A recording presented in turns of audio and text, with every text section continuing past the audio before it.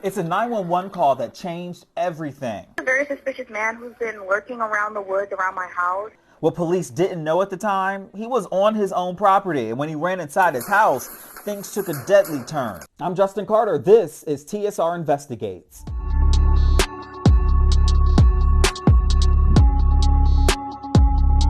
The district attorney in DeKalb County, Georgia, her name is Sherry Boston. She has a big decision to make very soon, whether or not to file criminal charges against a sergeant in DeKalb County. His name is Devon Perry. Perry shot and killed this man, Matthew Zadok Williams, inside of his home. His family says that he was going through a mental health crisis at the time. They told me that he was a homebody. He rarely left the house except for the occasional outdoor maintenance work on his condo. And that's what they say he was doing on April 12, 2021, before a woman in the neighborhood called 911 on him.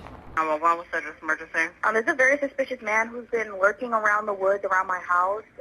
He keeps walking back and forth, pacing, because our house is wooded, so we can't see what he's doing.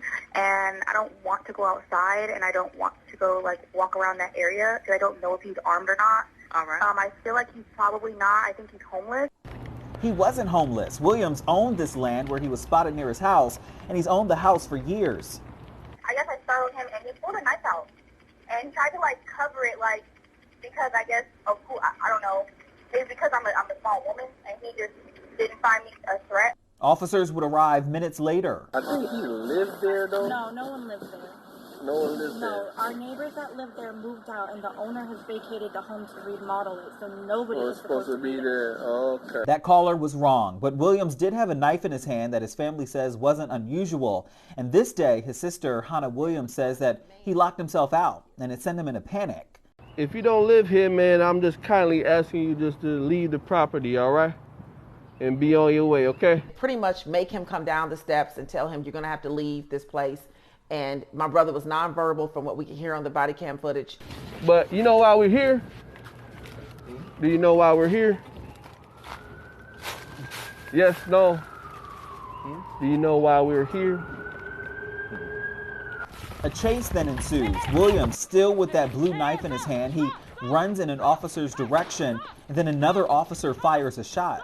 One officer falls to the ground, Williams falls to the ground too, but then runs in the opposite direction and gains access to his house. Minutes go by, officers call for backup and approach that front door. We go 4th Century, come to the door.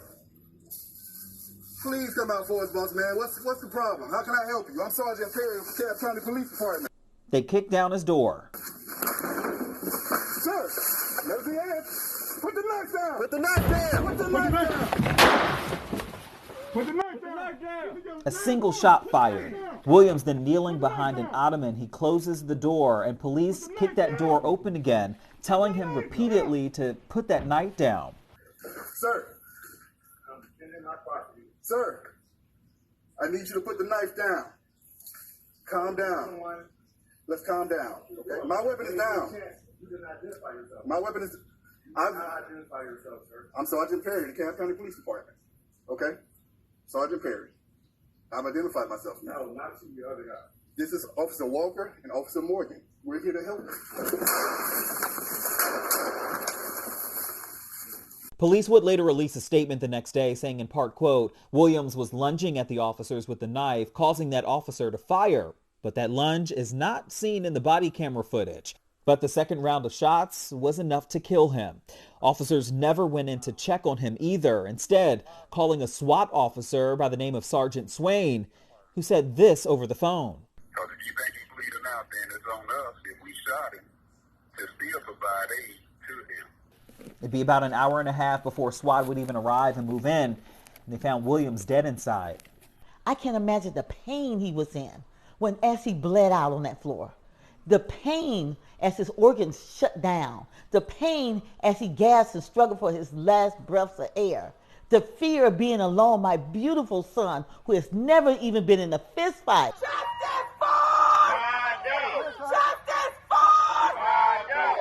They started protesting every Wednesday in July and August at the DeKalb County District Attorney's Office. The family says that they will be here until Sergeant Perry is fired and indicted for Williams' murder. Why does my mother have to come out here in a wheelchair for justice? Why?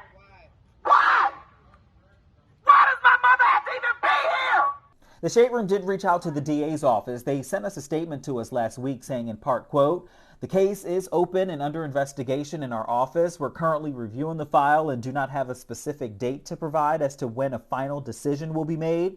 We have kept Mr. Williams' family apprised of the status of the investigation and met with them as recently as this week to discuss." We're doing this for our brother, but we're also doing it for everybody's brother, for everybody's son. If we don't have a change and we're not at the courthouse rallying for change every Wednesday, then who is going to be next?